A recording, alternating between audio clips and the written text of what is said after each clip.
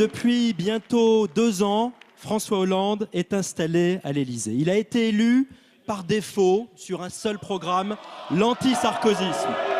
Il préside la France comme il a géré le Parti socialiste en multipliant les petits arrangements et les grands renoncements. Il vient de faire perdre 2 ans à notre pays. Partout en France, à Nantes, comme à Auxerre, les Français n'en peuvent plus. Ils paient chaque jour le prix de vos erreurs. La France est affaiblie lorsque notre économie s'enfonce dans la croissance zéro. La France est affaiblie lorsque les déficits publics ne sont pas maîtrisés. On se calme. La France est affaiblie lorsque les impôts et les taxes ne cessent d'augmenter. La France est affaiblie lorsque les cambriolages et les violences explosent et que les délinquants partout en France jouissent d'un sentiment d'impunité. Alors la vérité, même si elle vous déplaît, même si elle vous fait hurler, c'est que le président de la République avait pris devant les Français un engagement solennel. Et que cet engagement, c'était de faire reculer le chômage. Cet engagement, et cela vous gêne, il n'est pas tenu. La vérité est que la présidence Hollande est un naufrage.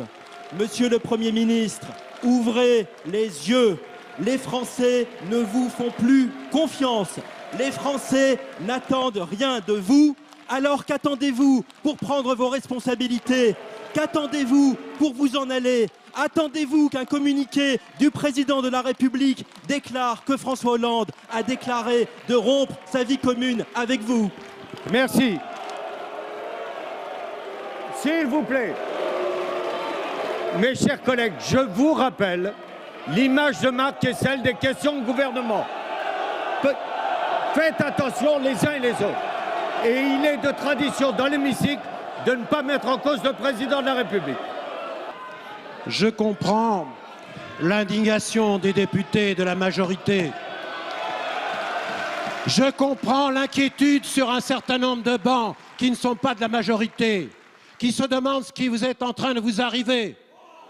Que des députés de l'UMP qui se prétendent républicains acceptent ce qui vient d'être dit, c'est-à-dire qui dénie au président de la République la légitimité d'avoir été élu par le peuple français. Décidément, c'est plus fort que vous. Est-ce que vous soutenez ceux qui, dimanche dernier, ont tenu les mêmes propos? Alors je vous le dis, monsieur le président de l'UMP, monsieur le président du groupe UMP, les députés de l'opposition, est-ce que vous acceptez ce type de discours? Car il met en danger l'unité de la République.